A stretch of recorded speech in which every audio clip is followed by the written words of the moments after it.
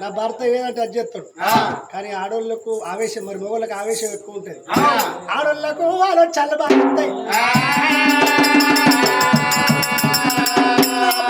వదిలి పెడతా ఇప్పుడే వెళ్ళిపోతాడు. నా భక్తుల అన్నమాట తప్పిస్తాడు, అబద్ధం ఆడిస్తాడు. ఎగిరే గుర్రానికి రోలడ్డం వేసినట్టు ఒక్క మాట తలిగేస్తా. ఆ మాట మీద కట్టుపడి నా భర్త ఇక్కడనే ఉంటాడు, నా భక్తులు అక్కడ సంబరపడతారు అనుకున్నది.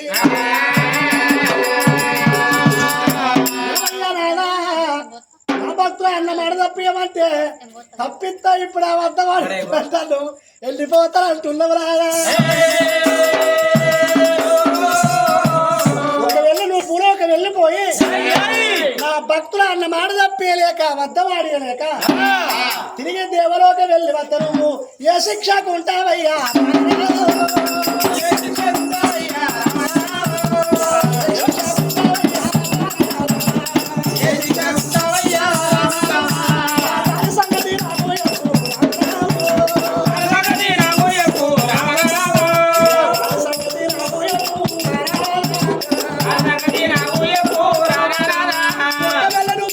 వెళ్ళిపోయి అన్నవాడలప్పలేక వద్ద వాడలే